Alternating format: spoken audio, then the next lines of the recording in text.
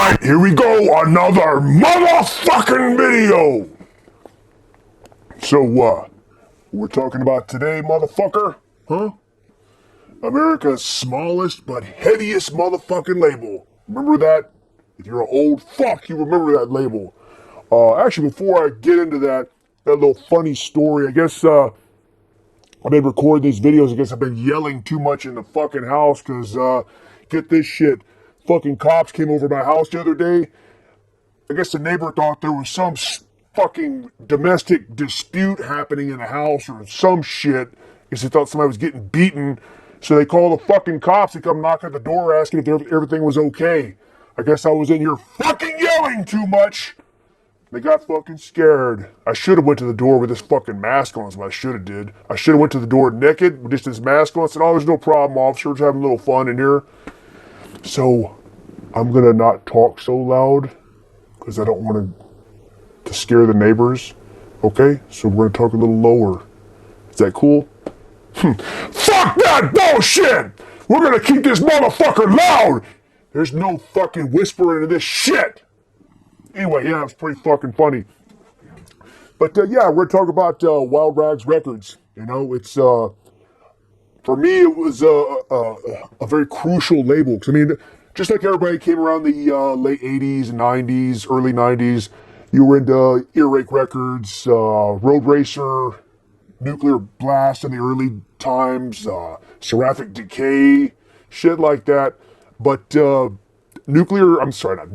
fucking Wild Rags was right there with them. For me, it was very crucial. I first heard about, obviously, Impetigo and Blasphemy, but they reissued a lot of stuff that, here in the early 90s, like fucking Emperor, their first demo that got reissued on a cassette, that's where I fucking heard Emperor from.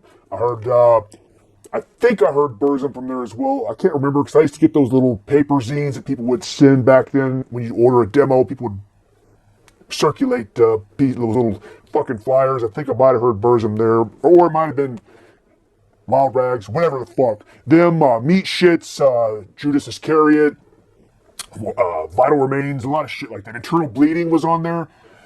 But this label has so much mystery behind it. Like, actually, even I can't remember what the fuck label it is. I have the book. They put out some really cool books. They put out the one about the Seraphic Decay label.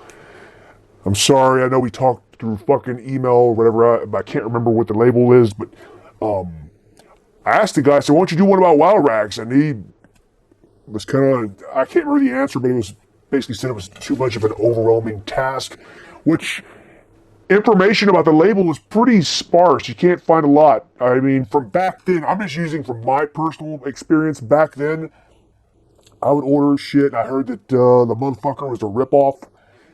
His name was Ricardo or some shit like that. I can't remember what. The name was something like that. And I bought shit.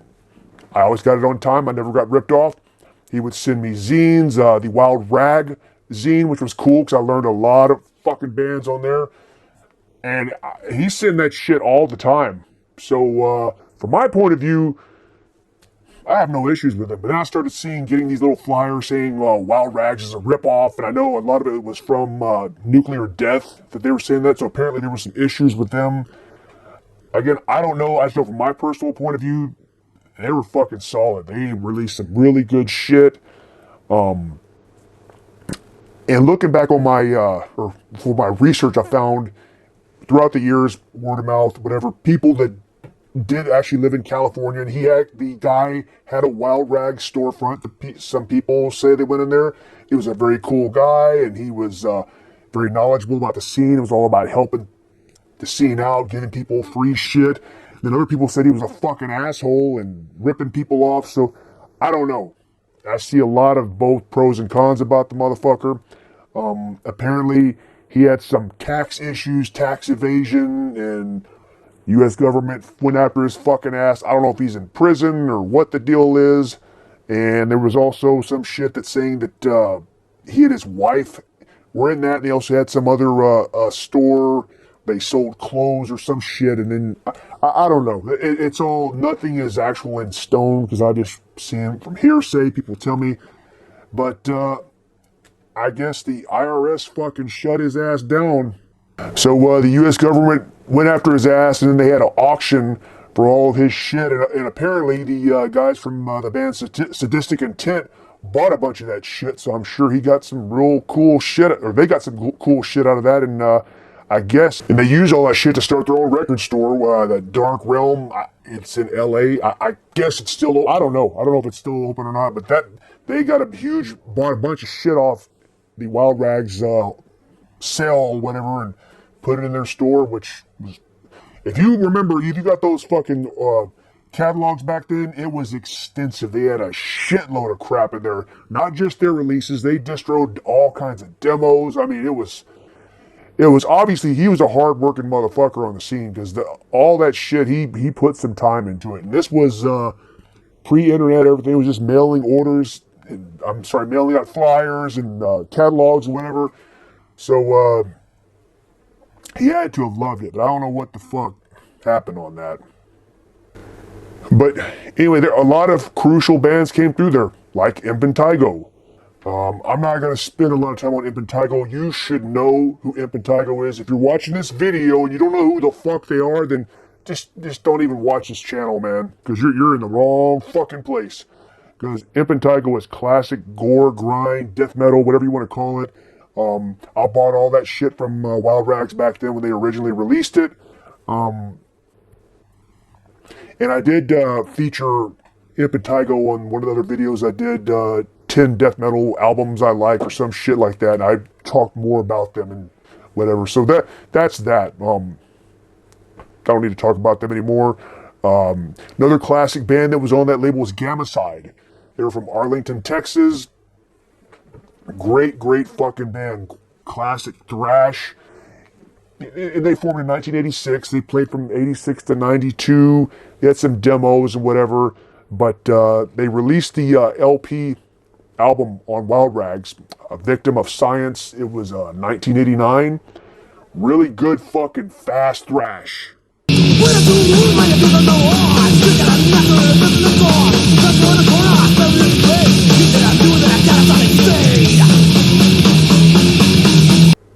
It definitely reminded me in the same vein as Violence. And you can say, oh, well, they ripped off Violence. Well, not maybe not. But this shit, they were around 86 and had that LP come out in 89. So it was still pretty early on. But it definitely had a very strong Violence sound to it.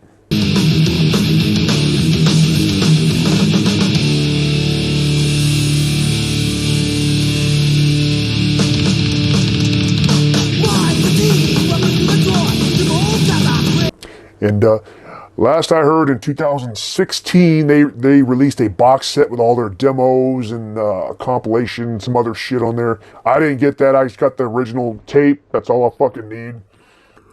But anyway, I don't know if they're still playing, but it was a good fucking band.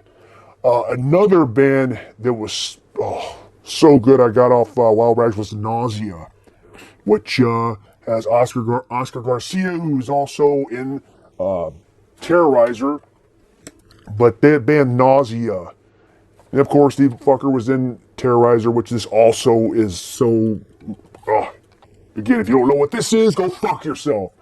But this album here, Nausea, Crime Against Humanity, this is great shit. It's Oscar Garcia was a singer in Terrorizer and World Downfall. Same vein, kind of grindcore, fast, hardcore sounding shit, but there's also a little bit of a industrial element, like Godflesh, and not like drum machines and all that shit. It just has that, it does have a Godflesh-esque sound in some songs, just some, but most of it's all just fucking fast, grinding, hardcore, whatever the fuck you want to call it.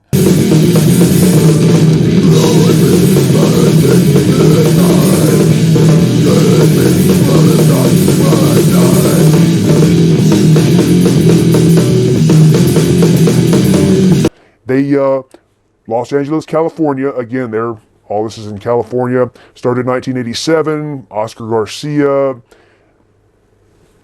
But also, don't get this confused with, there's a crust band, a New York crust band, girl singer. I think the bitch used to be married to fucking the guy from Agnostic Front, Roger Merritt, or whatever the fuck. I don't know. I don't give a shit, but I don't give a fuck about that band. I'm talking about Nausea from California, Oscar Garcia, really fucking good shit. I guess apparently Nausea and Terrorizer formed out of another band called Majesty, which I haven't listened to it. I don't even know what the fuck they sound like. I'm sure it's probably pretty good. And Nausea also put out this a 7-inch on Baphomet Records, Psychological Conflict. That's good too, raw as fuck.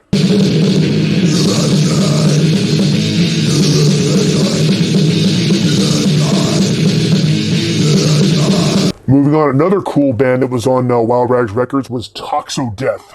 Toxo Death from Mexico.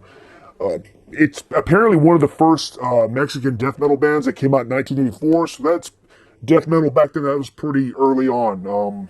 They released some demos, then they finally released the LP. It was in, I think, 1989. It was on Wild Rags, obviously.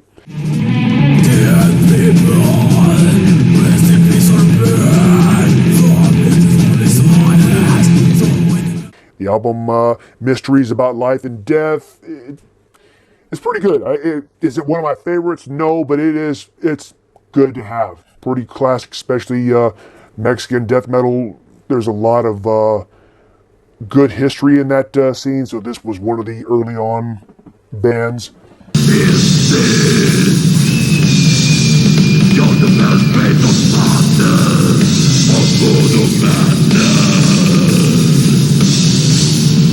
Now moving on, another band I discovered from Wild Rags was Blood.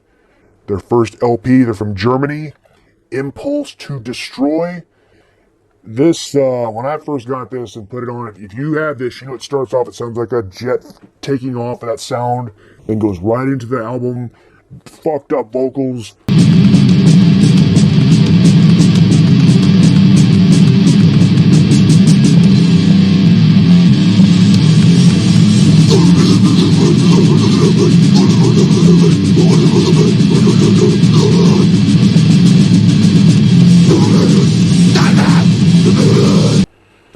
Yeah, that's really good. It is cheap-ass looking drawing. Looks like shit, but it works. I like this. Very cool stuff. The band's still around, too.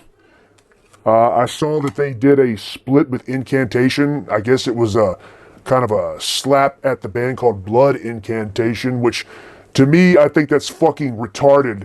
If you're playing extreme death metal, why would you even use the name Incantation when there's already a known band with that name, you know? I think I'm gonna, well, that'd be like me, hey, you know what, I'm gonna start a band, I'm gonna call it Grave Deicide. Yeah, I think that's a cool name, that's a good name, Grave Deicide, or some stupid shit like that. So that's why I can't even listen to Blood Incantation. I've never even listened to them, I don't want to. Other guys tell me, yeah, no, you need to check them out, they're good. I don't give a fuck. This with that name, it fucking turns me off. But anyway, yeah, Blood from Germany, they're still around. They also they put out this 7-inch that was on Wild Rags, which is very good. Really classic stuff. If you don't have this, well, I don't know, it might be fucking expensive now. I don't know what the fuck they sell this shit for now. But you should have been around when it came out, that's all I gotta say. But yeah, really good, death metal sounding shit. Grindcore. They released some other albums too. I have some other CDs. Christbait, which is pretty good. I have this one too. Oigos Pathame, some shit. It's pretty good as well. This was not on Wild Rags. This was on Cargo Records. But very good, and they've stayed true through the all these years. Okay, and next up, Sadistic Intent. Classic shit. They're still around, still playing shows, still putting out good fucking albums. But they released on Wild Rags, the Impending Doom EP, which was really good. Did a lot of tours on that. 7 inches back then, of course. Now they still have shit they released, or not re-released, but releasing good quality stuff. One of my favorite bands. Very good stuff. If you don't have it, fuck yourself.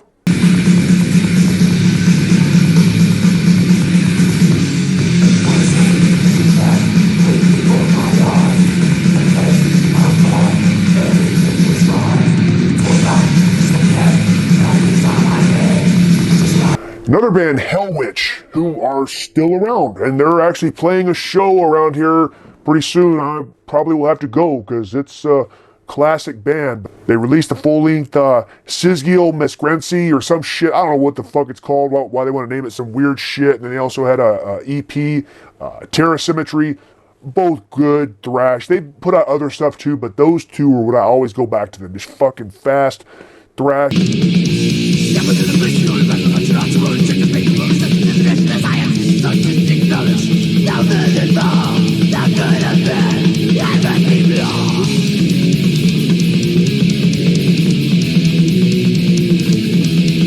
They call it technical thrash, and normally I don't like technical metal. If you see that term, I'm like, fuck that, I don't want to listen to that shit. But this band works for me. It still has a raw sound to it. Came from Florida. Started in 1984, so they've been around a long fucking time. Came out with a demo called Transgressive Sentience, 1986. Some other demos. But as with anybody, I think they have lineup issues and whatever, but they're still playing. And actually, I watched a music video from them the other day. It was pretty new, and it sounded fucking good.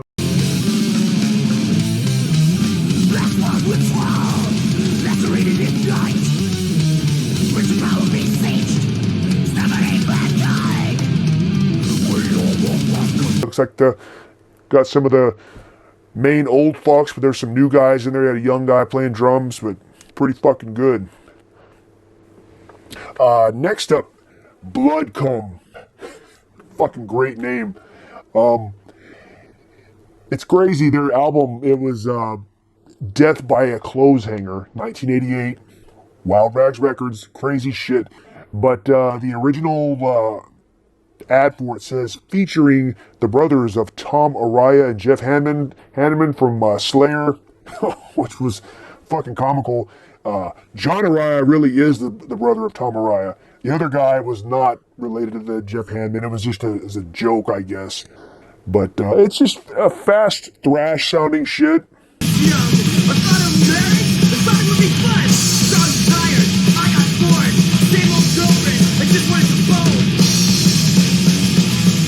Fast thrash sounding stuff, shouted vocals, very good. I don't believe they've done a whole lot after that. As far as I know, the John Araya is still working with Slayer. Well, I don't know if Slayer's still playing shows. I guess they fucking stopped, whatever. But he was still being a tech with them, so he was still involved. But I don't know about any other music, but that was that. And now going down to Brazil, Dorsal Atlantica. They pretty much are pretty crucial in the Brazilian scene. They came out in 84, so obviously Sepultura, Sarcophago, all those other bands, I would say, were influenced by this band. So they put out a bunch of shit, and they had a full length. They had a full length in 1989, Searching for the Light. Pretty good death metal. Again, I think there's other bands from Brazil that are way better, but this was kind of early on, a band that was helping with the sound. It was released on Wild Rags Records.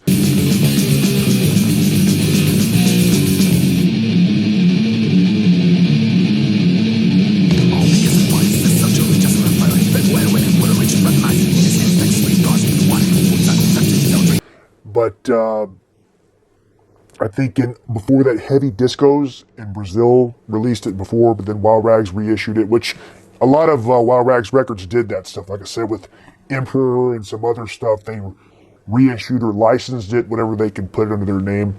So Dorsal Atlantica, I don't know. For me, it's not mandatory, but still a cool history to have.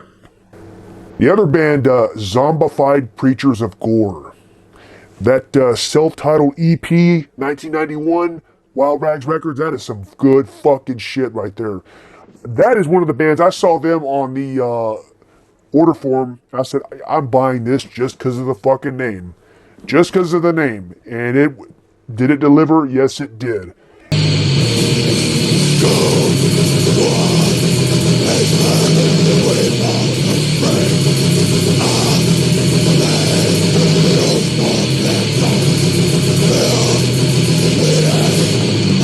And from what I understand, they were still active I had posted some shit about them on Instagram a while back, and someone from the band commented or liked it or some shit like that, so they're still alive. But then I unfortunately saw recently someone from the band died, so that fucking sucks. But I don't know, that self-titled EP,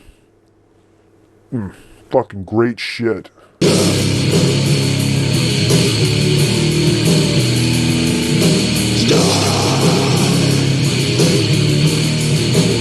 Then we have Blasphemy. You know, I bought this, one of the first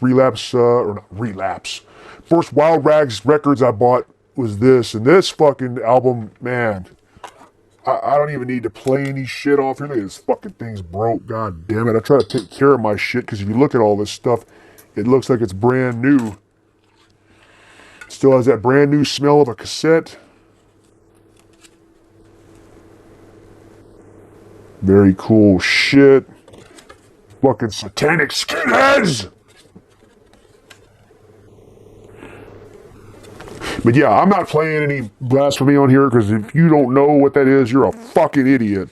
You should already know what that is. But yeah, when I first heard Blasphemy, this was like, again, I've talked about other black metal videos I've done, how Blasphemy was so important. At the time, I had heard Bathory and whatever, Celtic Frost, but then when I heard Blasphemy, man, I was like, there's just that edge, that fucking just dirty, raw edge, and it was pretty. At the time, I didn't think it was groundbreaking. I just thought it was fucking great. I just liked it. But now they're still living off that same fucking album. I have the other LP that came out on Osmos. It's over there. I was going to pull it out. I don't feel like pulling the motherfucker out. But I have the original vinyl. That was good shit. I wish that I bought this on vinyl. But I just bought the cassette because I wanted to be able to play it. You know, if we get in the car, get my parents' car and put that shit in and piss them off. Or actually, I guess this came out in 1990. I should have. I was in high school at the time, but I can't remember if I had my license by then or not. But yeah, I know. Blasphemy. You know it. They're still fucking playing. They're playing a goddamn show in Japan coming up with Beharit, which would be really cool to go to. Cool shit. One other band I want to talk about was Hex. Remember Hex? Power, this thrash metal band. They said they've been around since 1978 from San Francisco, California, so they've been around a long time, and I think they're still playing now, which they have to be old as fuck now. So I'm sure it's not all the original members, but they had a cool EP on Wild Rags called Quest for Sanity.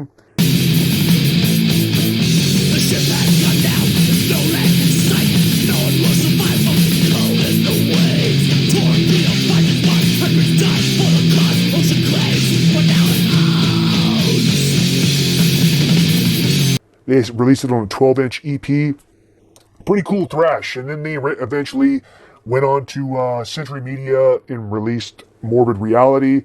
And actually, I saw them on that tour for Morbid Reality. I cannot remember who the fuck they played with, but it was somebody else. But I just remember walking in and Hex was playing. I thought they were this big band. They were on Century Media, but there was like 5 people standing there watching them, which was fucking crazy. I mean, not saying that band is good. They have a crowd, but for whatever reason, when I went and seen them, there was nobody there. It was fucking crazy. But yeah, good shit. And also, I want to talk about Nuclear Death. They released, they're from Phoenix, Arizona. They released this For Our Dead EP cassette. Very cool shit. I mean, this band has a pretty unique sound. They have a female vocalist, and she has some raspy ass fucking vocals, and it varies from blast beats to just slow doomy parts, and it works.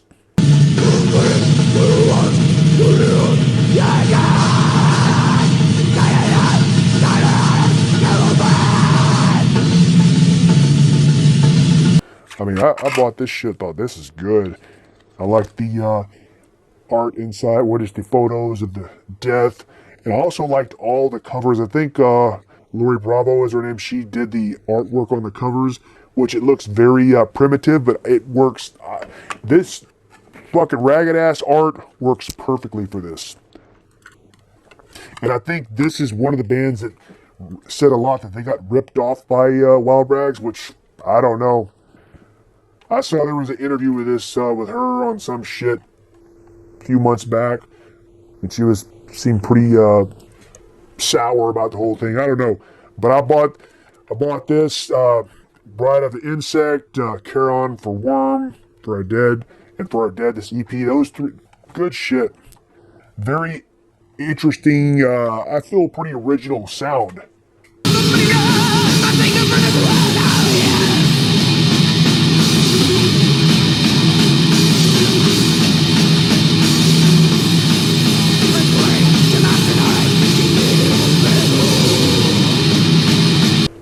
So anyway, that's it. I would have liked to have done a more historical piece about Wild Rags, but I just used from my own knowledge and the very few tidbits are online.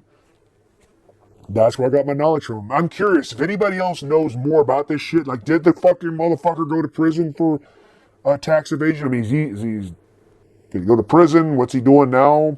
I'd be very curious because it's almost one of those things where you don't know the real truth, so it makes you want to know even more. So if any of you fuckers know more shit, hey, comment, let me know. I'm curious. Anyway, hey, you know what? Go fuck yourself. Go listen to some fucked up. Go listen to some anal cunt, and then fucking get a butter knife and whatever. Fuck you.